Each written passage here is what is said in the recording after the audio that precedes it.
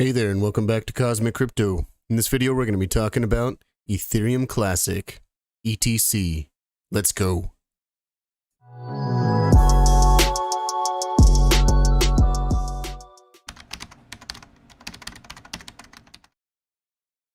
Okay, welcome back to the channel. If you're not already subscribed, please go down below and tap that subscribe button. And while you're down there, if you can hit the like button as well, I'd really appreciate it. All right. Ethereum Classic on the weekly.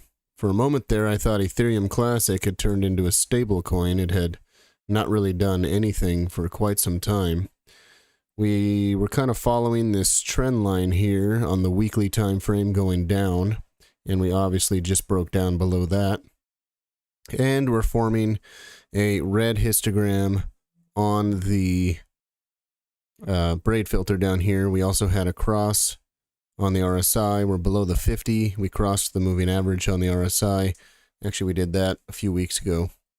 Yeah, not looking too good for Ethereum Classic. So Ethereum Classic's been in this long-term broadening wedge. We had, when the ETH merge happened, we had broken above, and I was kind of hoping that we'd see some moves out of some of these mining coins after the merge, but apparently everything's been getting destroyed after the merge. So yeah, we tried to break out once, not just once, but twice, and we didn't even form any kind of bearish divergence or anything. It just kind of fell apart right after the merge. So we broke down. We are right now holding support at the 200 weekly EMA and also around the 0.5 Fibonacci.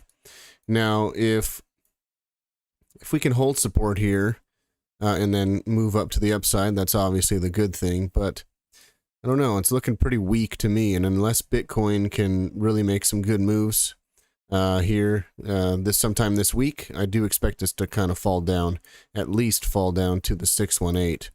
If not, I mean, honestly, coming down to the 786 is not out of the woods, really. I mean, that seems fairly likely that might happen.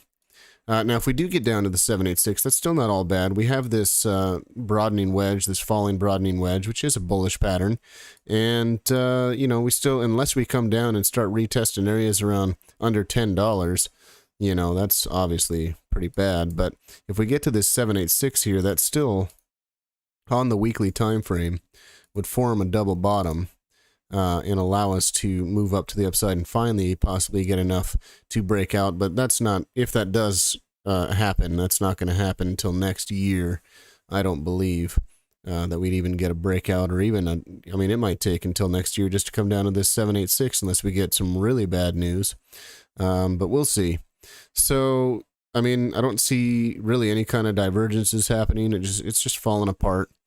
So expect, you know, just pay attention if you're watching Ethereum Classic on the weekly. Pay attention to this weekly 200 moving average, also the 0.5.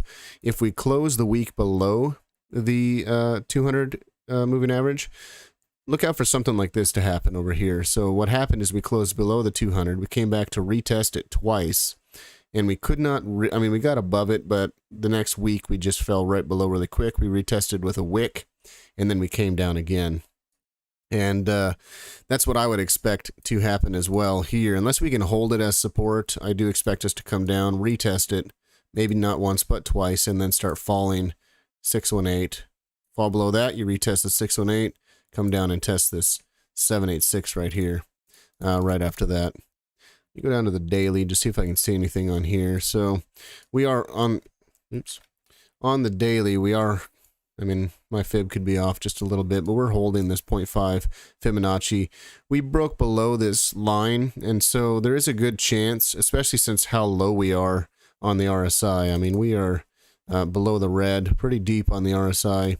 So I do expect possibly to come back up and retest this. Maybe even dance around like this, and then that would actually squeeze us right here. But that squeeze would actually be, if you can see right here, that's going to create a descending triangle, which is bearish, which would push us right down to the 618.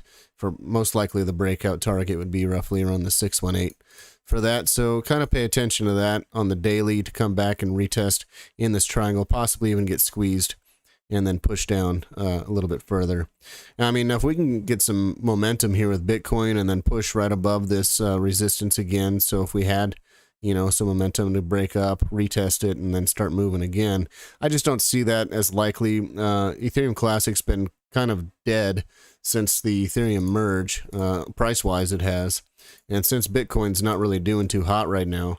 And the DXY is, let me just go to the DXY really quick. We did come down, but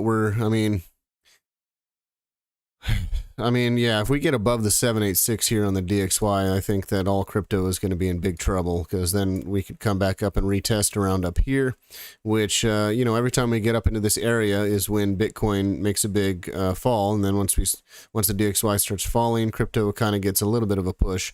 This fall right here wasn't very good. We kind of played sideways this entire time, which actually is also pretty bearish in my opinion, that we had the DXY falling all the way down to 110, and the crypto market didn't really do much. It mostly went sideways.